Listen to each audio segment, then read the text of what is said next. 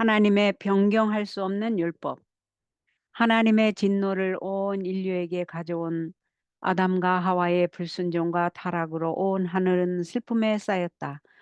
인류는 하나님과의 교통의 길이 끊어졌고 속절없는 비참 가운데 빠졌다.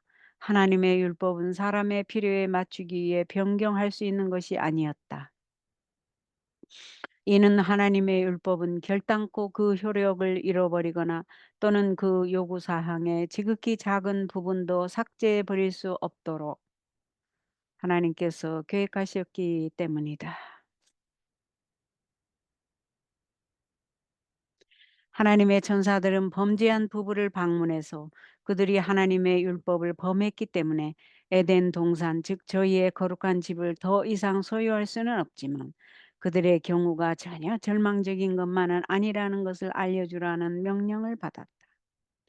하나님의 천사는 그들에게 에덴 동산에서 일찍이 그들과 이야기하시던 하나님의 아들이 그들의 절망적인 사정을 보시고 불쌍히 여기사 자원하여 저희가 받아 마땅한 형벌을 대신 받기로 하신 것과 사람을 대신하여 하시겠다고 제안하신 그리스도의 속죄를 믿음으로 말미암아 사람이 다시 살 수 있다는 것을 알려주었다.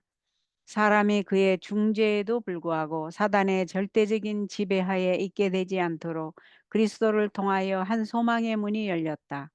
하나님의 아들의 공로를 믿음으로써 사람은 사탄의 괴계를 대항할 만큼 향상할 수 있게 될 것이다. 사람에게 은혜의 시기가 허락되었는데 그때 사람은 회개의 생애와 하나님의 아들의 속죄에 대한 믿음을 통하여 아버지의 율법을 범한 그의 죄에서 구속함을 받아 그분의 율법을 지키려는 그의 노력이 하나님께 간합될 수 있는 위치에까지 향상될 수 있게 될 것이다.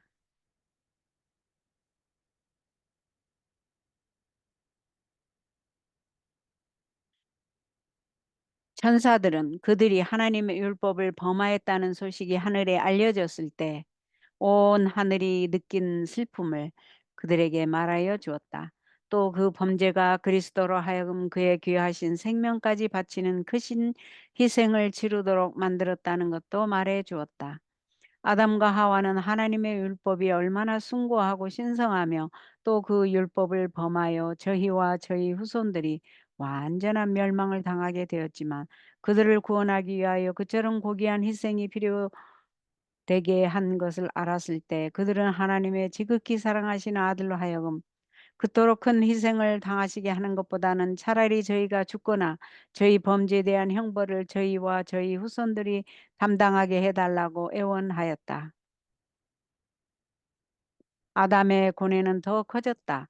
아담은 자기의 범한 죄에 너무도 중하고 두려운 결과가 수반되는 것을 보았다.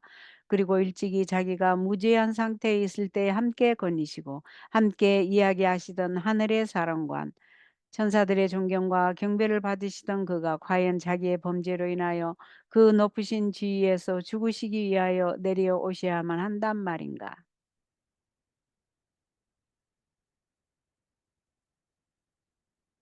아담은 한 천사의 생명으로는 죄의 빚을 갚을 수 없다는 것을 들어 알게 되었다. 아담은 한 천사의 생명으로는 죄의 빚을 갚을 수 없다는 것을 들어 알게 되었다. 온 천하에서 하나님의 정부의 기초가 되는 여호와의 율법은 하나님 자신과 똑같이 신성하였다. 이런 이유 때문에 한 천사의 생명이 그 범죄에 대한 속죄물로 하나님께 간합될 수 없었다. 이런 이유 때문에 온 천하에서 하나님의 정부의 기초가 되는 하나님의 율법은 하나님 자신과 똑같이 신성하였다. 이런 이유 때문에 한 천사의 생명이 그 범죄에 대한 속죄물로 하나님께 간합될 수 없었다. 하나님께는 그분의 율법이 당신의 보좌를 둘러있는 거룩한 천사들보다 더욱 중요하다. 아, 하나님께서는 타락한 상태에 있는 사람의 필요에 맞추기 위해 당신의 율법의 한 계명도 폐하시거나 변경하실 수 없으셨다. 그러나 아버지와 협력하여 사람을 창조하신 하나님의 아들께서 그러나 아버지와 협력하여 사람을 창조하신 그러나 아버지와 협력하여 사람을 창조하신 하나님의 아들께서 그의 생명을 희생 제물로 드리셔서 그분의 아버지의 진노를 당하심으로써 하나님께서 받으실 만한 인류를 위한 속죄를 하실 수 있으셨다.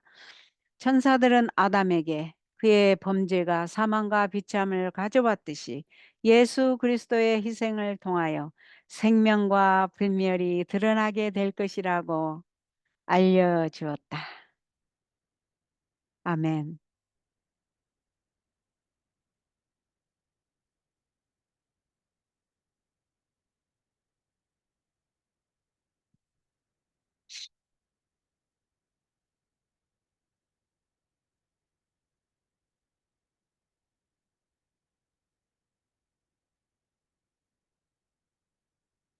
너희는 스스로 조심하라.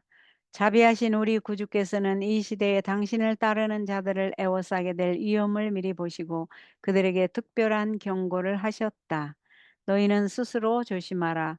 그렇지 않으면 방탕함과 술 취함과 생활의 염려로 마음이 둔하여지고 뜻밖의 그날이 덫과 같이 너희에게 임하리라.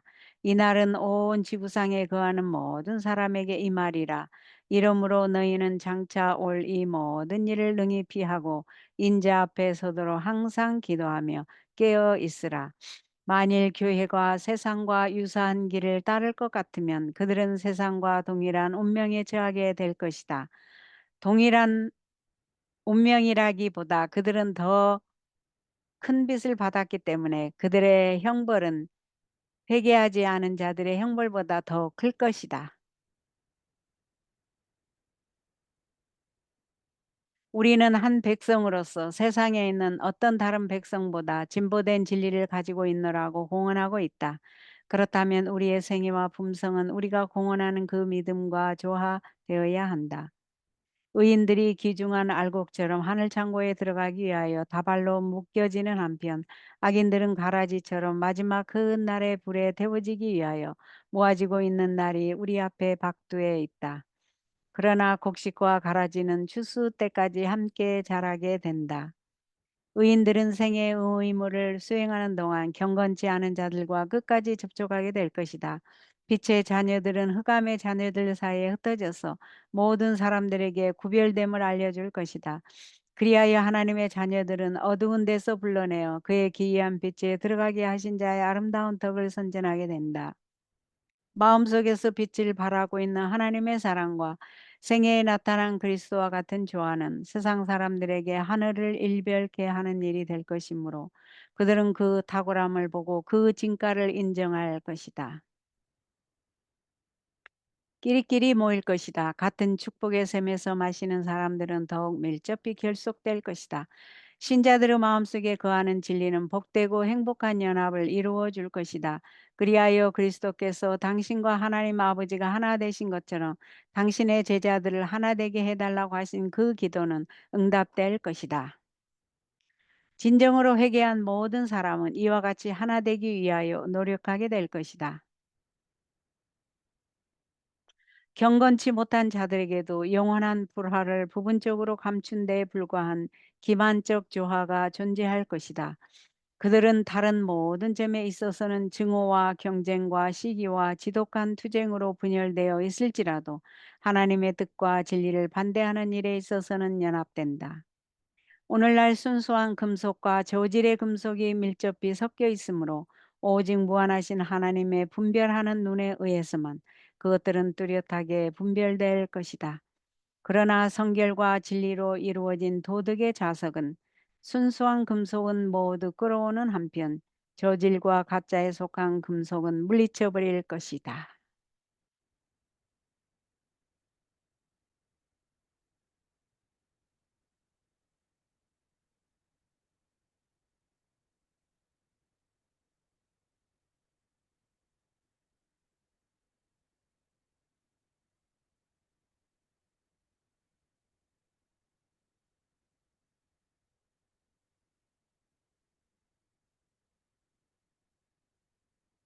폭식과 부절제. 폭식과 부절제가 이 세상의 도덕적 타락의 기초가 되고 있다. 사단은 이것을 알고 있으며 그는 끊임없이 남녀들을 유혹하여 식욕에 몰두하게 하므로 건강뿐만 아니라 심지어 생명까지도 희생하게 만든다. 먹고 마시고 옷지장하는 일이 세상 사람들의 삶의 목적이 되고 있다. 이것은 홍수 이전의 상태와 똑같다. 이러한 방탕한 상태는 이 세상 역사가 속히 끝날 것이라는 분명한 징조 중의 하나이다. 현 사회는 성경에 기록된 홍수 전 세계의 상황으로 신속히 빠져들고 있다. 우리는 주님의 재림에 임박했 주님이 우리는 주님의 재림이 임박했다는 것을 알고 있다. 세상은 급속도로 노아 당시의 모습을 닮아가고 있다. 그것은 이기적인 방종에 빠져 있다. 사람들은 지나치게 먹고 마신다. 그들은 그들을 미치게 하는 독한 술을 마신다.